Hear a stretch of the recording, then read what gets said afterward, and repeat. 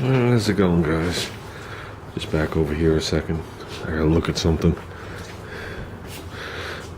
Car's needing the cleaning.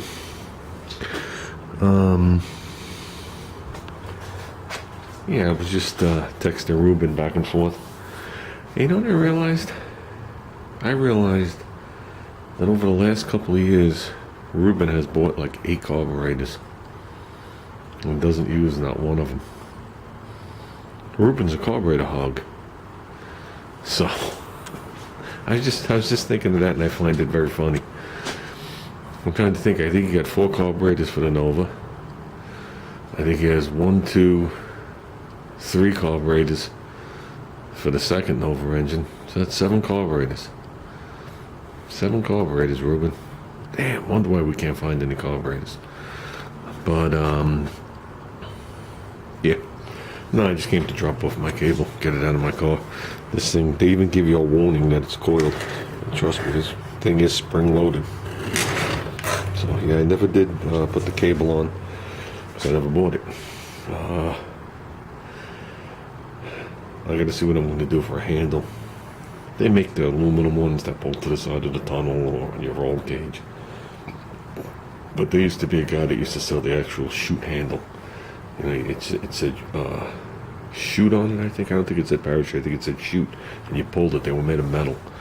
I was hoping to find one of those and have Junior cast a bunch of them in resin. But I can't find any of them. They were expensive. They were well over $100. They were vintage. So I'd like to do something cool.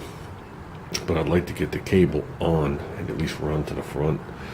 I think I got to shorten this one. I think this is the long one. There was 2 different lengths. Yeah, this one's 18.5 feet. This one was, I looked it up on Jegs. It was like a $45 part plus shipping. So it's like $55. I gave him 20 for it. So more than 50% off. It was brand new. We opened the package to make sure there was no damage to it while we were there. So, yeah, a couple of things did happen that I didn't talk about. One, I told Ruben, a guy I know had a set of his rims with 4 brand new tires on there. That was pretty cool. But like I said to Ruben, the bottom line is we could get him 4 tires for equal or less than the price of those. If you didn't have the rims, it was a score. Because the rims were mint, all those little trimmy things were mint, and the center cap was mint, and the trim rings were mint. Same exact wheels as he has. It was 5 wheels, 4 of them had brand new tires on, raised white letters. 235, 60, 14s.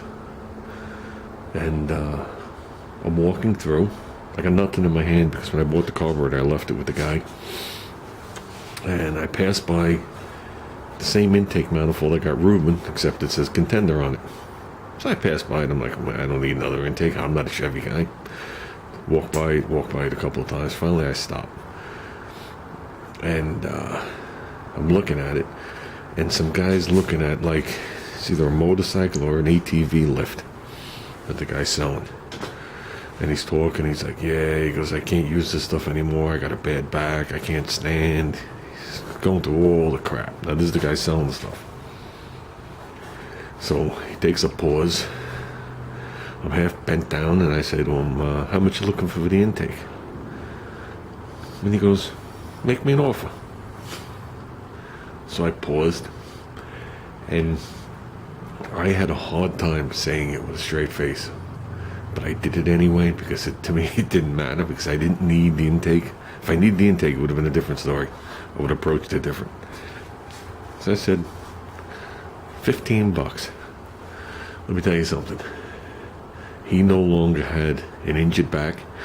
He was no longer humped over. He was no longer in pain. He was just angry, mad, and screaming.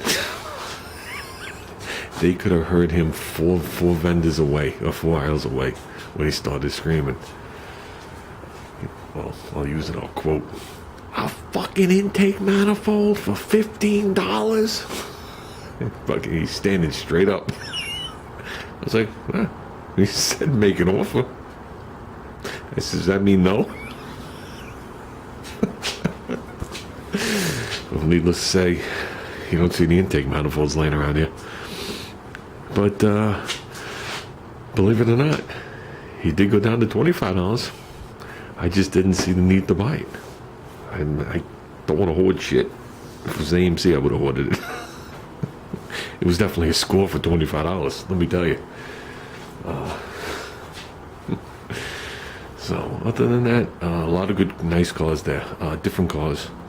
I've talked about this before. That's the inner city cars. Those, you're right on the borderline of Nassau and Queens. Literally, feet. That's Belmont Racetrack, where they race the horses. And, yeah, so you get a lot of people from Brooklyn, Queens, the Bronx. You'll get people from Staten Island, and you get some people out from the island itself. So the taste in cars, or the styling, how's that? The style of cars, the way they're done, totally different. Totally different group of people. I don't really know any of them. I don't know pretty much any of them. Every once in a while I'll meet somebody I know there. Usually it's somebody walking through. It's never anybody vending. Well, I know one or two vendors. But yeah, I find it interesting. That's why if you see the pictures I take, it's of oddball crap. Everybody's seen the Chevelles, and everybody's seen the Novas, and everybody's seen the 69 Camaros, and everybody's seen all that over and over and over. So many different ways you could paint it, and there's so many different ways you could put wheels on it. But when they do it their way, which probably leans more towards what would be on the West Coast, a lot of the cars with the flake and the big wheels and, you know, all that kind of stuff. I try and take pictures of it, especially the Japanese cars. I find them entertaining. The early stuff.